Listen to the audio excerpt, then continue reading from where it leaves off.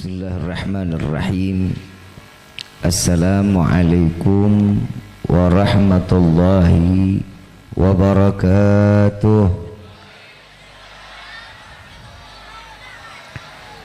Bersama kita muliakan dan kita hormati para alim ulama, para kiai, para kesepuhan yang selalu kita harapkan doa serta keberkahannya. InsyaAllah mudah-mudahan Allah panjangkan umur, sehat walafiah, diberkahkan kehidupannya fid dini wa dunya wal akhirah.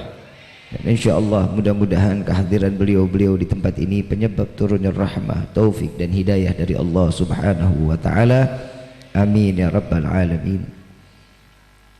Salam ta'zim kami pula sampaikan bil khusus kepada jajaran pemerintah daerah, baik Bapak RT, Bapak RW, serta Bapak Kepala Desa, dan juga Bapak Camat atau yang mewakilinya.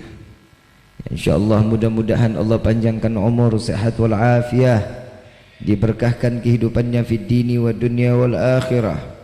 InsyaAllah jabatannya di dunia ini penambah nilai ibadah di sisi Allah. Amin ya rabbal.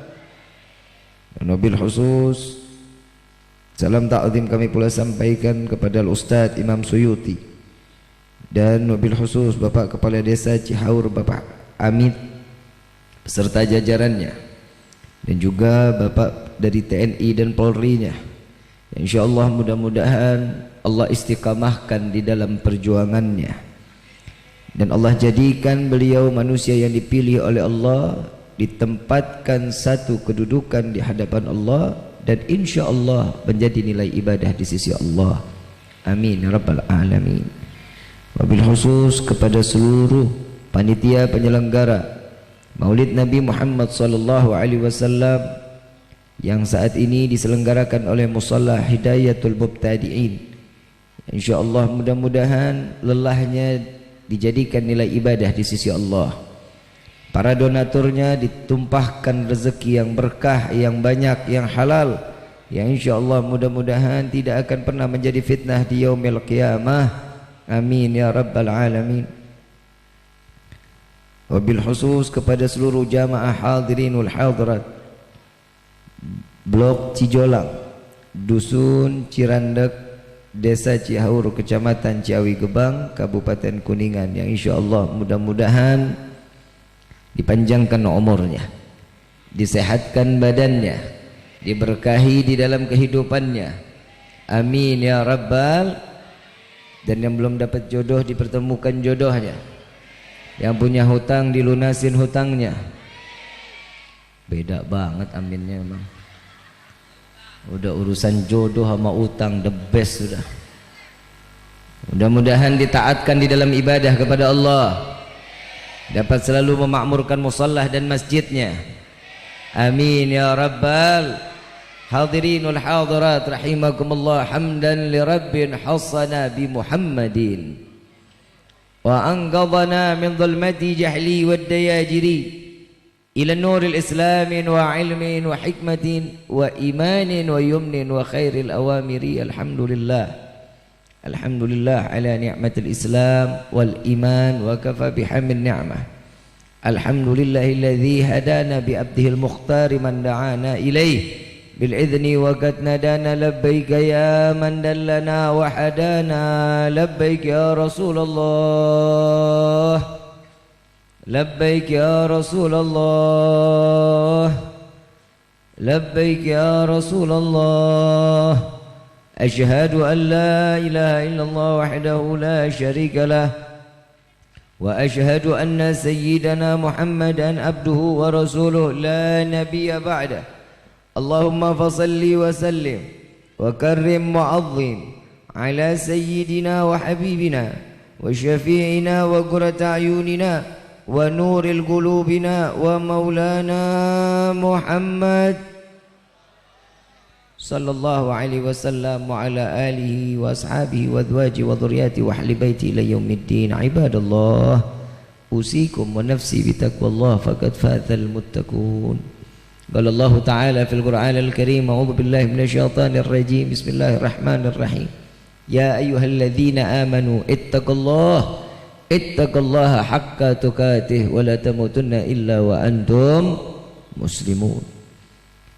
Wa qala aidan innallaha wa malaikatahu yusalluna 'alan nabi innallaha wa malaikatahu yusalluna 'alan nabi innallaha wa malaikatahu yusalluna 'alan nabi ya ayyuhalladzina amanu sallu 'alaihi wa sallimu taslima Allahumma salli wa sallim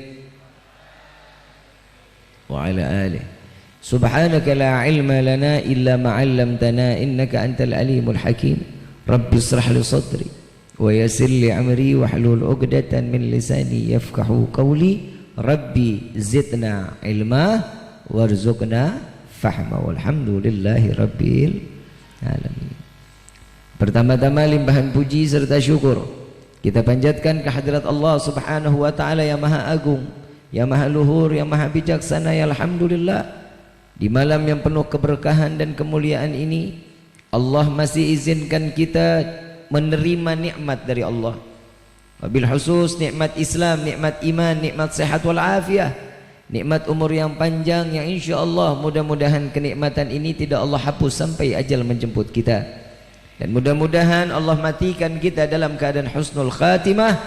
Amin ya rabbal alamin. Salawat beserta salam terlimpah curah kehadiran Nabi besar Muhammad sallallahu alaihi wasallam beserta keluarga, sahabat hingga umatnya sampai yaumil qiyamah. Amin ya rabbal alamin. Hadirin wal hadirat rahimakumullah. Ini saya datang ketelatan enggak? Telat ya? Orang disuruh jam 10 salahin panitia dong. Kalau dibilang jam 10 saya mah jam 10, dibilang jam 8 jam 8. Kalau dibilang jam 10 tadinya mau naik setengah 11. Kan makin malam makin asoy.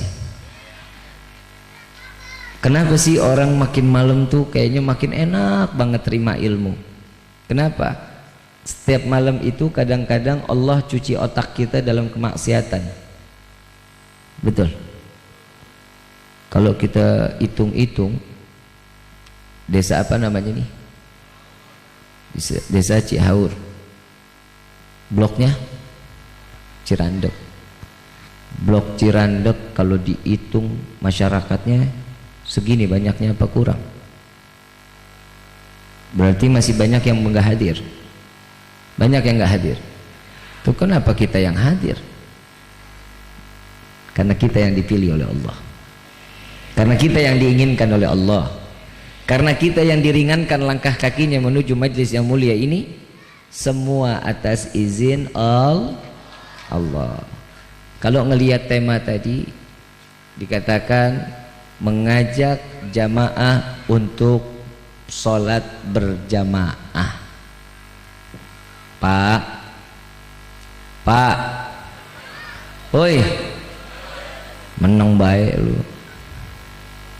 Jangan dipikirin hidung saya emang begini Pak.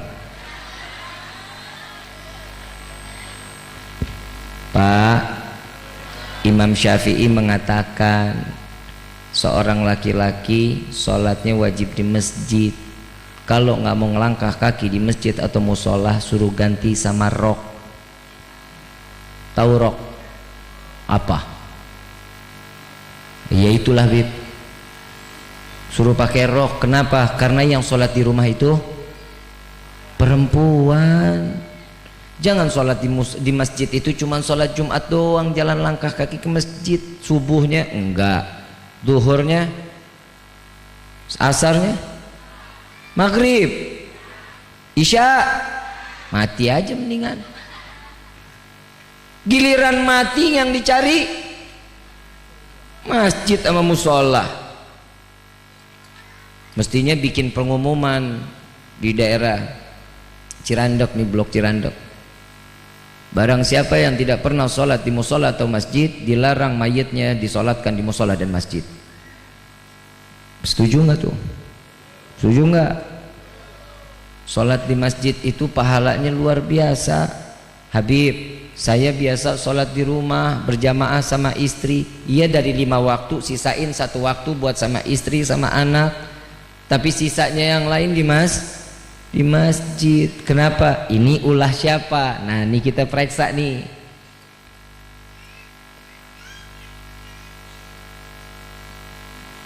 Kenapa nih masjid sama musolah banyak kosong? Yang ditanya DKM-nya. Kenapa? Anak kecil diusir nggak di musolah? Di masjid diusir nggak? Disentil nggak? Diomelin nggak? Kalau diomelin pantas. Imam Ghazali radhiyallahu anhu waradahu, beliau mengatakan, jika di dalam masjid tidak lagi terdengar suara anak-anak, musibah terbesar bagi kampung tersebut. Kenapa? Karena sudah tidak lagi ada penerus untuk manusia yang memakmurkan masjid. Anak kecil suara di dalam masjid itu wajar. Kalau anak main-main, bercanda, lari sana lari sini, wajar. Kenapa? Namanya anak-anak. Kalau ngerasa terganggu, softnya dimundurin.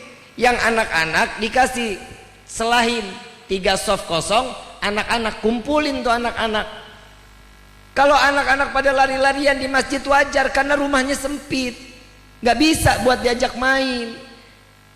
Kenapa dia betah di masjid? Karena besar. Dia lari, capek kok mereka. Saat sholat bib, kadang suka bercanda. Iya, namanya anak Kalau anak-anak mah pantas aja sholat bercanda, apalagi belum balik. Nah, kalau aki-aki sholat, iya, kan nggak pantas. Aki-aki PA, betul. Nah, kalau yang namanya anak-anak sholat begitu ya wajar. Kenapa sih kita wajib untuk melaksanakan sholat? Karena perintah Allah. Kalau kita hidup nggak ada aturan mah enak-enak aja. Hidup ini penuh sama aturan. Kalau orang nggak ada aturan dalam hidup, hancur. Ibu bapak yang dirahmati oleh Allah, di dalam rumah aja harus ada peraturan. Di setiap satu daerah ada peraturan. Kalau nggak ada peraturan, bakal hancur daerah tersebut. Kenapa yang dikatakan oleh Nabi seorang laki-laki itu wajib, yang dikatakan sebagai suami wajib menjadi imam di dalam rumah tangga? Kenapa? Karena dia punya peraturan, SK-nya jelas. Kalau nggak ada peraturan di dalam rumah tangga, ya udah enak aja kayak bini-bini sekarang tuh, istri-istri sekarang. Suami kerja, istri main TikTok. Ada yang begitu? Ada. Bukan orang sini, bukan. Orang jauh-jauh. Saya tanya, istrinya asli dari mana? Cirandok. Jangan. Ini maafin, suara saya udah mulai mau habis. Ya maklumin dah, namanya juga cowok panggilan. Lah iya, kalau nggak dipanggil mana kemari. Tapi jelas, yang di belakang jelas ya. Kenapa setiap imam di dalam rumah tangga wajib ada peraturan? Ingat, seorang suami wajib lihat anaknya, perhatiin anaknya, sholatnya, ngajinya, mainnya, kemana keluarnya, perhatiin. Jangan didiemin bapak, udah dikasih handphone dilepas. Oh bib, alhamdulillah anak saya mah keluar sekolah masuk kamar, nggak pernah keluar lagi, awas mati. Jangan dikira aman anak pulang sekolah masuk ke dalam kamar nggak keluar makan malam. Jangan dikira itu udah aman. Hati-hati, handphone yang ada di tangannya itu adanya seorang bisa menjelajah dunia. Sekemanapun dia mau bisa melalui handphone. Makanya pepatah mengatakan orang Cirandak, life is choice. Was-was arti kagak, was-was saja. Hidup itu pilihan. Mau baik ada jalannya, mau buruk ada di jalan. Siapa yang kasih? Allah berikan, dikasih. Mau jalan baik ada jalan. Mau sholat 5 waktu, fadhal. Enggak sholat, Allah enggak akan pernah menjadi mulia karena sholat kita kok. Terus kita sholat, Allah tambah mulia. Kita enggak sholat, Allah makin hancur. Enggak. Kita mau sholat, kita mau zakat, kita mau puasa, enggak peduli. Allah nggak butuh ibadah kita, tapi kita butuh ibadah kepada Allah. Untuk apa? Kita dijadikan sebagai hamba yang bersyukur kepada Allah. Hidup jangan semau-maunya. Hidup itu ada masanya, ada expired. Tahu expired nggak lu? Masa aktif. Yang 60 tahun ada 60 tahun.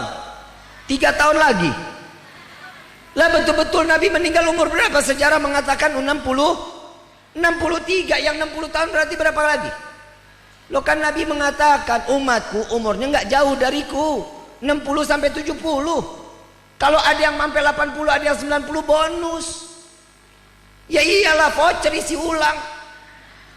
Nambah masa buat apa? Tambah lagi ibadahnya. Makanya masjid paling banyak aki-aki. Betul nggak? Iya udah aki-aki umur 70 masa masih pakai celana jeans, masih nongkrong di pinggir main gitar, kan udah nggak pantas. Kenapa? Dikasih umur segitu dimanfaatin untuk ibadah agar matinya dalam keadaan husnul khatimah. Jangan dikira kita paling muda. Oh beb, saya masih muda, masih nikmat. Mati nggak kenal muda. Saya mau tanya, yang muda mati nggak? Yang bayi mati nggak? Yang di dalam perut mati nggak? Yang aki-aki? Apalagi? Kematian itu nggak nunggu, hadirin, nggak nunggu. Kapan yang harus itu datang? Wajib datang. 3 tamu yang tanpa izin datang ke tempat kita. Yang pertama, takdir. Takdir datang kepada kita, nggak akan pernah minta waktu sama kita, nggak pakai izin, minta tanggal berapa saya mau hadir, jam berapa, enggak. Mereka akan datang dengan sendirinya. Kenapa? Karena takdir itu, yang bisa membawa takdir itu kita sendiri. Takdir bisa dirubah. Kodrat saya mancung, mau dipesekin nggak bisa. Kenapa? Kodrat. Laki sudah jadi laki, seorang pria mau jadi perempuan nggak bisa. Kenapa? Karena laki itu sudah sebagai kod. Yang perempuan mau jadi laki nggak bisa. Sudah bagian porsinya masing-masing. Tapi kalau takdir, semua bisa untuk merubah takdir. Ada contohnya.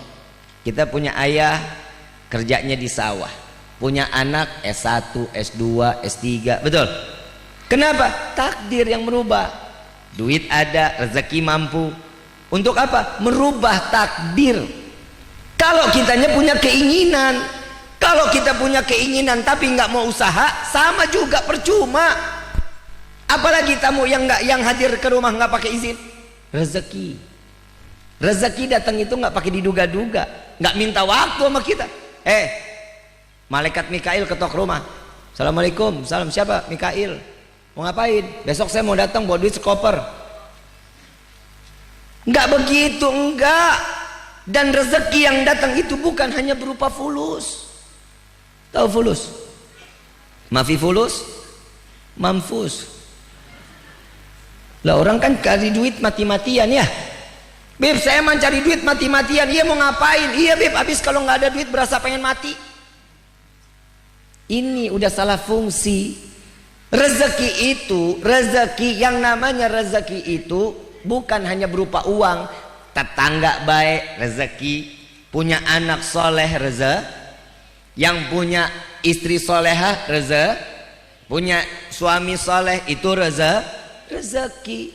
Rezeki itu bukan hanya berupa uang, hadirin. Jangan pendek pikiran kitanya. Kita punya orang kenal, tiba-tiba itu orang baik, rezeki dari Allah didatangkan oleh Allah, nggak pakai kita minta. Jadi nggak tunggu waktu rezeki itu kapan datang. Yang ketiga apa? Kematian. Kematian datang semaunya. Jangan dikira kita masih muda terus mati lama. Siapa bilang? Yang 63 ada?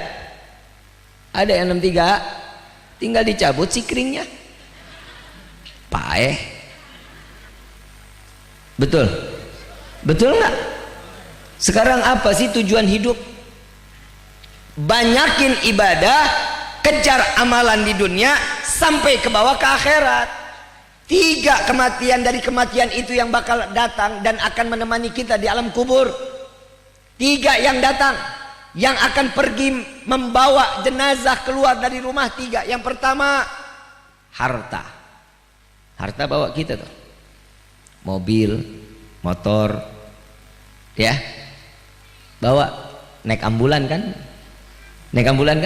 harta ikut nggak? Ikut, tapi nggak dipendem, enggak. Terus apalagi? Keluarga ikut, tapi satu saya mau sampein, ibu tolong, ada keluarga yang meninggal jangan pernah ikut di dalam acara pemakaman, jangan pernah ikut. Kenapa? Karena perempuan itu auratnya paling banyak.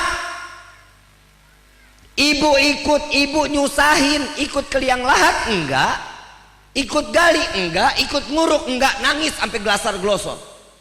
Betul enggak? Belum lagi auratnya kelihatan tangannya. Ibu datang aurat kelihatan, jenazah yang bakal dihancuri oleh para malaikat ya Allah. Hati-hati, niatnya baik, orang tua meninggal mau datang ntar, tunggu sudah ditanam, tak tunggu sudah diuruk baru datang perempuannya. Kenapa? Enggak berkumpul antara laki-laki dengan perempuan. Satu helai rambut akan menjadi saksi untuk jenazah di yaumil qiyamah. Hati-hati, ini memberatkan amalan jenazah. Saya cuma mau menyampaikan, mau jalanin fadhol, enggak dijalanin enggak apa-apa. Kenapa? Toh bukan menjenazah saya. Keluarga ibu sama bapak, sekedar yang namanya ulama kan cuma menyampaikan. Orang bilang saya ulama, padahal saya juga masih merasa diri saya santri. Saya masih banyak belajar. Tapi di saat ini dikasih suatu kepercayaan, maka wajib untuk saya sampaikan. Wah enak, mau nggak enak harus sampaikan. Yang namanya penyakit harus diobatin. Betul. Bapak sakit, ibu sakit, luka, jatuh kena luka, dipakein obat, perih nggak? Sakit, mau sembuh, makan dulu perihnya, makan dulu sakitnya, sembuhnya enak ntar, walaupun masih ada bekas. Jadi orang namanya ngasih nasihat berarti kalau dia ngerasa dirinya, nih saat nasihatnya nyelekit banget, berarti dia punya penyakit. Kenapa? Itu obatnya. Jangan tunggu mati udah di depan mata. Kalau mati udah di depan mata, ya Allah kita paling enak. Sekarang saya tanya semua yang hadir. Sekarang saya mau tanya. Ini kan kabar gembira dari Nabi. Orang yang hadir ke dalam satu majlis, di dalamnya disebut nama Allah dan Nabinya, pastinya orang tersebut pulang, dosanya diampuni oleh Allah. Kabar gembira bukan? Kabar gembira bukan? Dosa kita kalau kita ukur gunung Cermek kalah gede sama dosa kita. Gunung Cermek dikumpulin jadi 3 tumpuk, masih gede dosa kita. Kalau dibawa kemari gak bakal muat ini tempat. Kenapa? Disingkirin sama Allah, ditinggal dosanya. Kenapa? Ada niat mau hadir ke dalam satu majlis, dosanya diampuni oleh Allah. Kabar gembira, betul. Sampai nih orang selesai dari majlis pulang kecelakaan modar. Habib ngomongnya kasar amat, yang kasar lebih masuk ke dalam otak. Kalau ngomong pupus, maut, betul. Kalau omongan lembut bisa, tapi kita udah dasar emang dablek, maksiat jalan terus, tobatnya kagak. Jadi mesti yang sakit-sakit dulu bahasanya. Yang namanya dosa kita, ini kabar gembira dari Nabi. Pulang nggak bawa dosa, dikasih amalan kebaikan dari Allah. Sampai dia mati pasti dalam keadaan husnul khatimah. Sekarang saya mau tanya, ini kabar gembira kan tadi ya? Bapak pulang, ibu pulang, sampai di rumah ngelihat malaikat Israel lagi ngopi. Pulang nggak? Pulang nggak? Bener pulang? Gua aminin nih. Malaikat maut lagi ngopi di rumah, pulang nggak? Oh saya mah pulang Bib. Kerawang dulu, Jakarta, muter, ampe balik lagi, tetap malaikat maut bakal datang. Mau kemana kita tetap ikut. Apa yang akan menyebabkan kita jadi takut kematian? Karena kita sadar banyaknya Cara pengampunan dosa apa? Sujud kepada Allah, minta ampun dong kepada Allah. Salat 5 waktu jangan ditinggalin. Baca Al-Quran itu pedoman dalam hati. Jika seseorang 1 hari tidak membaca Al-Quran, imannya akan redup. Keimanan cahayanya nggak bakal ada. Al-Quran itu bakal bisa melunakkan hati. Kenapa? Karena baca Al-Quran kita ingat sama Allah. Nggak ada kita baca Al-Quran kita ingat utang, nggak ada. Kita baca Quran pasti ingat sama Allah. Kita nggak bisa langsung spontan dengan Allah karena kita bukan manusia yang mulia. Maka itu ada perayaan Maulid. Kita baca sholawat. Buat apa? Memperkenalkan diri kita agar kita menjadi mulia di sisi Allah. Kenapa? Karena kita mengenalkan bahwa kita umat Nabi Muhammad SAW. Coba kalau kita ukur ibadah kita sama Nabi, ya nggak ada seujung kuku. Pakai salafun salih mengatakan, jika sedunia dari zaman Nabi Adam sampai akhir zaman dikumpulkan semuanya sujud salat bareng serentak, sedunia salat 4 rakaat atau 2 rakaat nggak bisa ngebales satu salat 1 rakaat salatnya Nabi Muhammad SAW. Kehusyuan salatnya Nabi 1 rakaat kita nggak bisa. Kenapa? Karena kita ini kurang di dalam keyakinan kepada keimanan kita kepada Allah. Saya mau tanya, di dalam salat kita udah kan sudah ngobrol ya sama Allah ya. Kalau kita mau sering ngobrol sama Allah kan ada di dalam salat ya. Ada perjanjian dalam salat, ada. Serahin diri sudah ada kepada Allah. Inna salati wa nusuki wa mama lillahi rabbil. Itu sudah pernyataan setiap hamba kepada Allah, menyiapkan dirinya. Ya Allah, aku serahkan hidupku, aku serahkan matiku, sedekahku, zakatku, kurbanku, semua aku serahkan kepadamu ya Allah. Selesai sholat, yakin sama Allah? Belum. Sholat belum selesai aja udah dunia di kepala kita. Betul? Allahu Akbar. Dompet ketinggalan, takut ketahuan bini, ingat. Lukisan miring kita tahu. Kenapa? Itu ada di dalam makrifat saat beribadah kepada Allah. Salat itu ternyata dibagi, Pak. Syariat, hakikat, makrifat. Selama ini kita salat kayaknya cuma syariat doang. Sekedar menggugurkan kewajiban. Hakikat, ngelihat orang nunggang-nungging tahiyat sampai salam, kita tahu itu hakikatnya salat. Betul? Betul? Hati sama pikiran siapa yang tahu? Allah. Hati sama pikiran kita ini nyambung nggak ke Allah?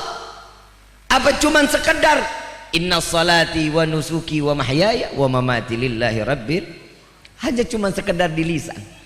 Kalau ini cuman ada sekedar di lisan, rugi kita. Kenapa? Karena pemilik alam semesta ini adalah Allah. Kita numpang kan?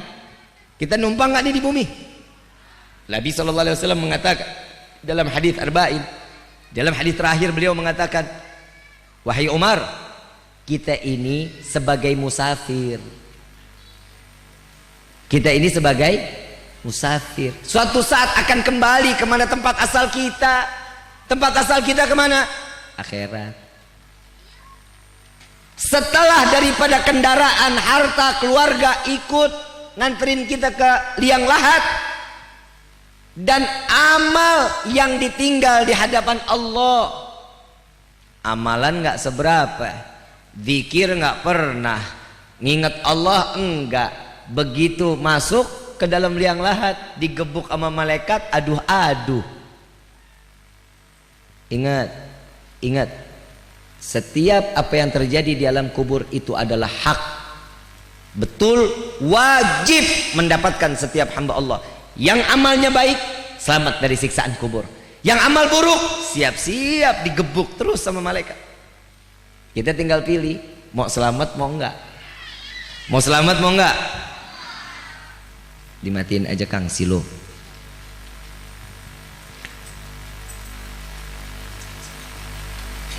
Ah kan gue jadi lupa gitu.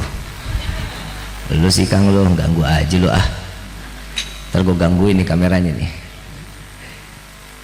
Terusin nggak? Terusin. Sampai mana itu tadi tuh? Hah? Apa? Iya udah, selamat sudah. Setiap doa kan kita minta ya. Rabbana atina fid dunya hasanah wa fil akhirati hasanah wa qina adzab. Itu kan doa kita. Sekarang saya mau balik tanya, kitanya udah berbuat baik belum di hadapan Allah? Terus kita mendapatkan kebaikan dari Allah udah pantas? Bib, serba salah. Ibadah kita belum tentu khusyuk. Kita minta kebaikan dari Allah, kitanya belum berbuat baik. Serba salah Bib hidup. Makanya diciptain Nabi. Nabi SAW penyelamat untuk umat Nabi SAW. Di dalam sholat wajib ada sunnah nggak? Kalau cuma sekedar rukun wajibnya doang, sholat kita nggak bakal diterima sama Allah. Yakin saya, nggak akan diterima kalau nggak ada sunnah di dalam sholat wajib. Nggak akan sholat kita diterima oleh Allah. Semuanya ditolak. Kenapa? Karena pikiran sama hati nggak sinkron. Kalau hati sama pikiran udah fokus ke Allah, lihat Sayyidina Ali karamallahu wajhah, beliau terbunuh saat apa? Saat sholat. Begitu masuk pisau ke menikamnya, selesai salam, assalamualaikum warahmatullahi, assalamualaikum warahmatullahi, baru tahu, berasa sakit. Ini kapan datangnya ini pisau? Nggak berasa, karena pikiran sama hatinya fokus ke Allah. Saat ingin dicabut, tunggu dulu, sholat lagi, Allahu Akbar, lagi sholat dicabut, nggak ada rasa. Kita nyamuk kecil banget, garuk sono, garuk sini, kaki nyaut. Betul? Mana khusyuknya? Makanya ada sunnah di dalam sholat wajib. Senang punya Nabi Muhammad, banyakin sholawat. Selain sholawat apa? Dengerin terus sejarah Nabi Muhammad SAW. Kenapa? Sejarah Nabi itu bisa ngangkat keimanan kita kepada Allah. Ceritanya Nabi, akhlaknya Nabi luar biasa. Sayangnya Nabi, jangankan sama manusia, sama binatang, sama pohon mati aja Nabi sayang. Sudah dengar mungkin ceritanya, pongkol pohon kurma.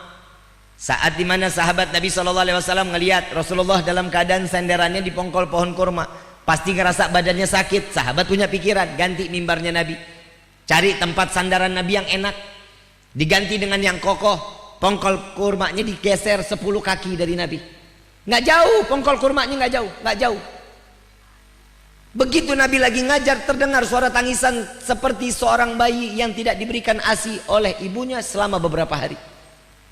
Nangis saja, dicari-cari, ternyata pongkol pohon kurma yang menangis.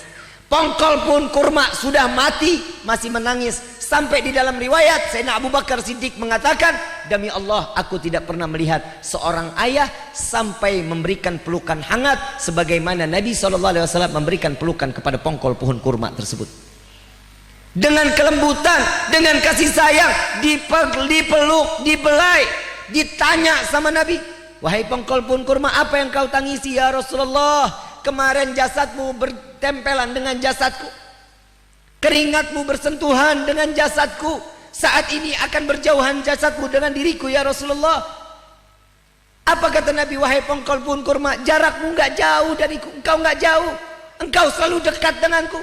Tidak ya Rasulullah, segini aja udah berasa jauh. Sampai Nabi memberikan satu janji kepada pongkol pohon kurma, wahai pongkol pohon kurma, apakah kau ingin aku tanam kembali di dunia ini sehingga buahmu menjadi lebat sampai yaumil qiyamah, tidak akan pernah merasakan seseorang yang tidak merasakan kelezatanmu? Didiamin sama pongkol pohon kurma. Atau engkau aku tancapkan di dalam syurganya Allah sehingga penghuni syurga dapat menikmati lezatnya buah kurma yang keluar dari dahanmu. Apa jawaban pongkol pohon kurma tersebut? Ya Rasulullah, tancapkan aku di dalam syurga. Dunia sebentar lagi akan kiamat, maka saat aku di syurga akan selalu berdekatan denganmu ya Rasulullah. Sallu ala Nabi Muhammad. Pongkol pohon kurma cintanya dibalas sama Nabi. Pongkol pohon kurma yang udah mati cintanya dibalas oleh Nabi. Bukan hanya pongkol pohon kurma, ada satu ekor rusa ditahan saat itu, tertangkap oleh orang Arab Badui. Saat Nabi lewat, ini rusa teriak, ya Rasulullah, ya Rasulullah, ya Rasulullah. Dilihat, didengar, siapa yang memanggil Nabi? Ternyata ada seekor rusa yang saat itu sedang diikat oleh orang Arab Badui. Didekati telinganya. Ada apa wahai rusa? Nabi ini memiliki mukjizat, dapat berbicara dengan hewan apapun, dengan angin, dengan tanah. Ini mukjizatnya Nabi Muhammad SAW. Mukjizat semua Nabi ada pada Nabi Muhammad SAW. Sampai akhirnya, ya Rasulullah, aku memiliki anak di belakang bukit. Tolong izinkan aku beberapa saat aja untuk menyusui anak-anakku. Setelah mereka kenyang, aku akan kembali. Orang Arab Badui nanya, hei, siapa itu? Aku Muhammad. Oh, engkau ya Rasulullah. Orang Arab Badui nggak ada akhlak. Orang Arab Badui adabnya dibelakangin. Kenapa? Ngomong sama orang tuh ya seenak mulutnya aja sudah. Ada apa ya Rasulullah? Ini rusa berbicara kepadaku. Dia punya anak di belakang bukit. Izinin, lepas, dia mau nyusuin dulu. Selesai anaknya kenyang, dia kembali lagi. Ya Rasulullah, engkau percaya sama binatang? Emang dasar Badui.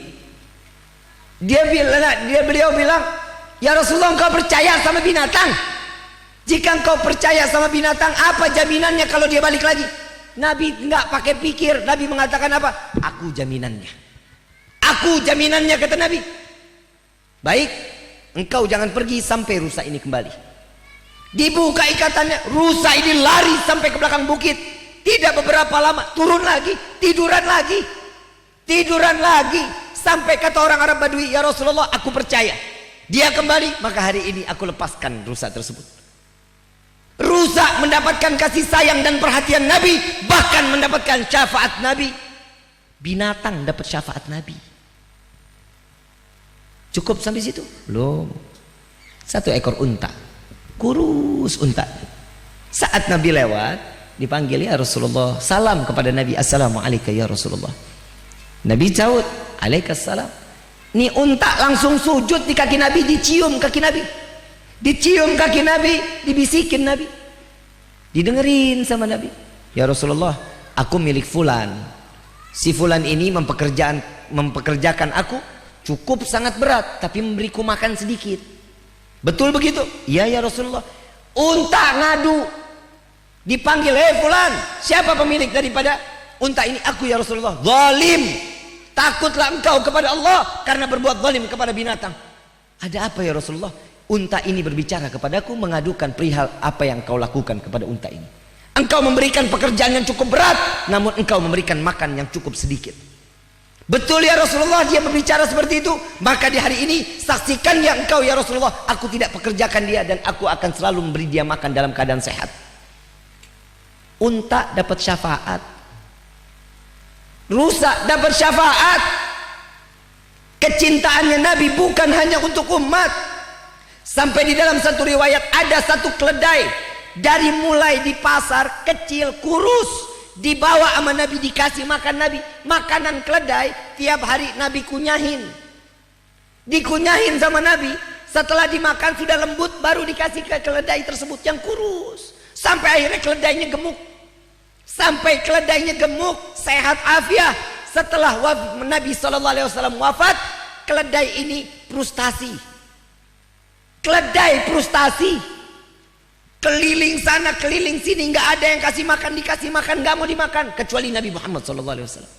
Nabi sudah wafat. Di depan rumah Nabi ada yang namanya sumur. Ini keledai lari dengan jauhnya, sekencang-kencangnya dia masuk ke dalam sumur tersebut. Keledai bunuh diri.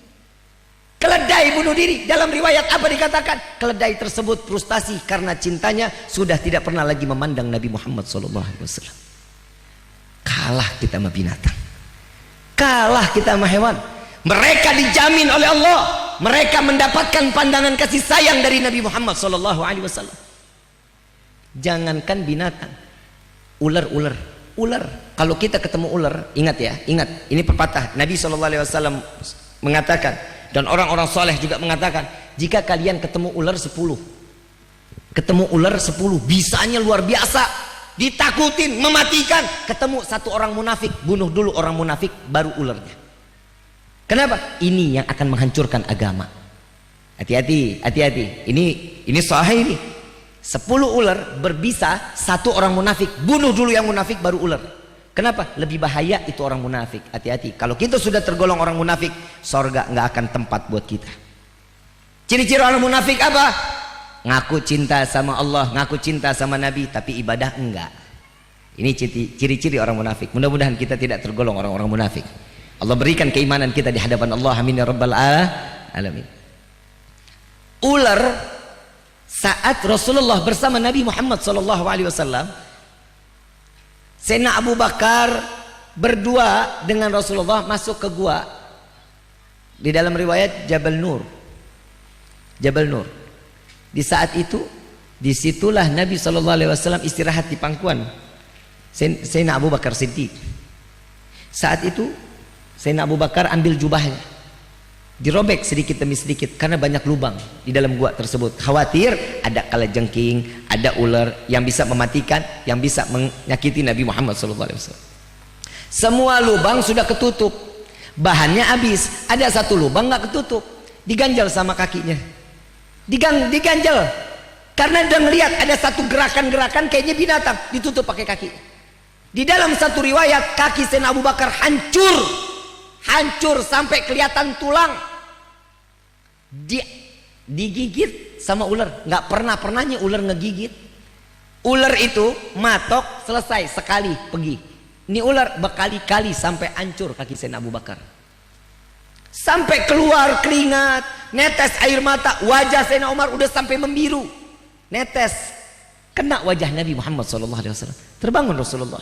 Ya Abu Bakar, engkau sakit? Kenapa? Terlalu beban kepalaku? Tidak ya Rasulullah, kakiku digigit oleh ular. Dilihatin sama Nabi, ularnya keluar, berhenti, diam, dilihat kakinya, diambil kakinya, ludahnya Nabi diambil, disekat ke kaki Sayyidina Abu Bakar Siddiq. Mukjizat Nabi, ludahnya menyembuhkan seperti sedia kala, nggak ada cacat sedikit pun. Setelah itu Nabi SAW mendekatkan telinganya kepada ular. Ular tersebut mengatakan apa? Ya Rasulullah, Sayyidina Umar menghalangi. Aku telah izin kepada Allah, ya Allah izinkan aku hanya sesaat untuk memandang keindahan wajah Sayyidina Muhammad SAW. Allah izinkan. Sayyidina Abu Bakar nggak ngasih saya marah.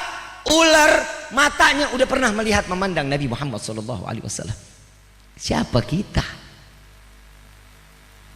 Kita mau dapat syafaat bagaimana caranya? Yang pertama, deketin orang-orang soleh, para alim ulama, para kiai, para habaib, deketin mereka. Kenapa? Mereka adalah pewaris baginda Nabi Muhammad SAW. Kita nggak bisa ngelayanin Nabi, kita nggak bisa berikan kasih sayang kepada Nabi, tapi melalui kasih sayang kita kepada alim ulama, para kiai, para habaib, itu tandanya untuk mereka berbakti kepada Nabi Muhammad SAW. Perhatikan ulama-ulama kita, ngelihat mukanya aja rahmah buat kita. Rahmah, kasih sayang Allah datang kepada kita. Apa yang diperlukan? Kasih. Jangan tunggu ulama itu meminta. Kalau sampai ulama itu meminta, siap-siap Allah akan adab satu tempat tersebut. Jaga mereka, para alim ulama kita. Jangan fitnah alim ulama kita. Mau kita sayang kepada Nabi, ikutin zuriahnya, ikutin keturunannya. Saya nggak kepedean kalau saya nih Habib, enggak. Saya nggak pernah minta sama Allah, ya Allah lahirkan saya, takdirkan saya turun sebagai Habib, enggak. Emang ini sudah maktub, Allah berikan. Syukur sama Allah. Tinggal gimana? Kita ini ngebawa bebannya. Orang pandang kita, oh Habib begitu. Jangan dilihat Habibnya. Habibnya itu darahnya masih bersambung dengan Nabi.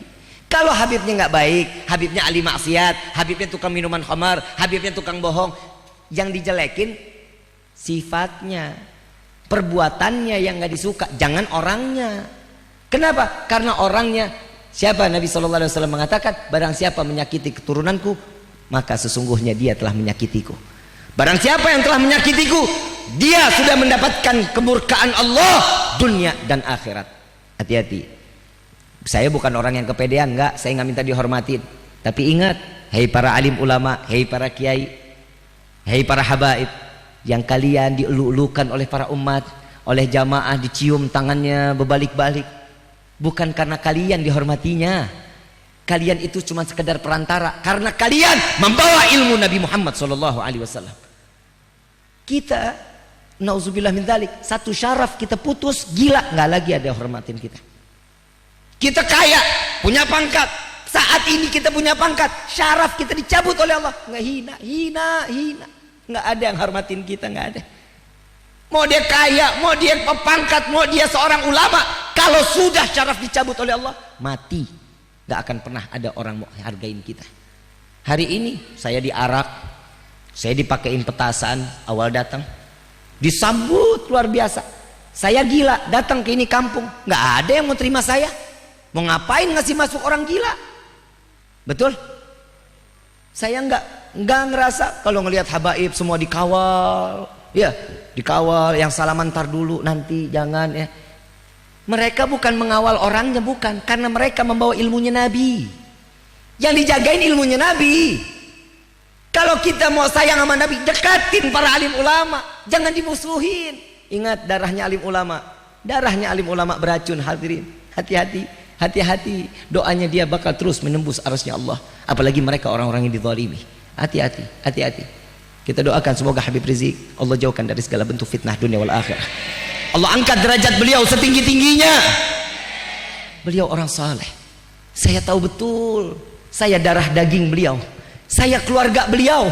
Saya tahu dari kecil bagaimana tindak tanduk beliau. Orang yang rahim, gak pernah berpasah kasar kepada keluarga, saudara, gak pernah. Kalau negor orang lembut luar biasa. Kalau di atas mimbar menggebu-gebu, tapi kepada keluarga akhlak luar biasa. Itu Nabi SAW. Itu akhlak Nabi yang dipakai. Ya, kalau saya mengatakan hal yang sekarang kejadian seperti ini, qadarullah. Kenapa? Ini sunnatullah. Kakek-kakek kita matinya dibunuh. Kakek-kakek kita matinya difitnah. Ingat Sayyidina Husin, Nabi belum lama meninggal, Sayyidina Husin dipenggal kepalanya sampai ngegelinding. Kenapa? Karena menyuarakan kebenaran. Hak demi Allah, kepalanya terpenggal. Saat itu sampai ngerengek. Dalam satu riwayat Rasulullah SAW rapat berdua sama Jibril. Malaikat Jibril datang diperintah oleh Allah. Sayyidina Husin menggedor-gedor, kangen mau ketemu Nabi. Satu sahabat Nabi dikatakan jangan ada yang masuk siapapun orangnya. Dan amanat yang kedua, jangan membuat cucuku Husin dan Hasan menangis. Dilema yang jaga. Saat itu izin ya Rasulullah, Sayyidina Husin panggil. Saat Sayyidina Husin datang, dicium lehernya oleh Nabi SAW. Dicium lehernya. Sayyidina Hasan gak lama datang, dicium bibirnya. Setelah itu beliau menangis terseduh-seduh. Ngadu sama Siti Fatimah, kakekku pilih kasih. Kepada Sayyidina Hasan dicium bibirnya, kepada aku dicium lehernya. Kenapa aku tidak disamakan oleh Nabi saat aku dicium? Milih kasih, kata cucu. Apa kata Siti Fatimah? Didatangi oleh Nabi.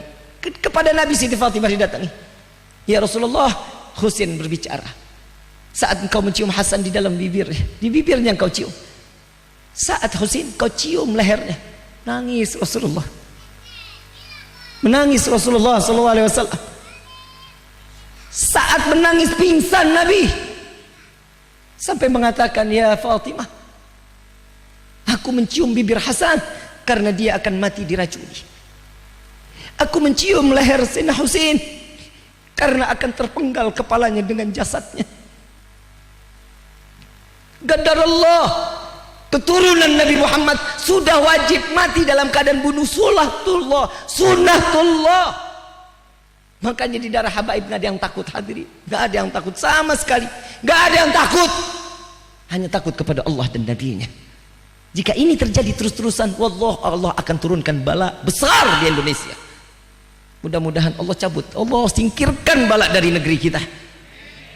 Syekh Abdullah Basaudan,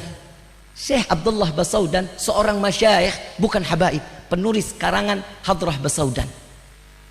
Beliau ta'ziman wa takriman kepada zuriyah Nabi, luar biasa. Satu zuriyah Nabi datang minta dipijitin. Ini zuriyah Nabi nggak tahu kalau ini Syekh Abdullah Basaudan, nggak tahu.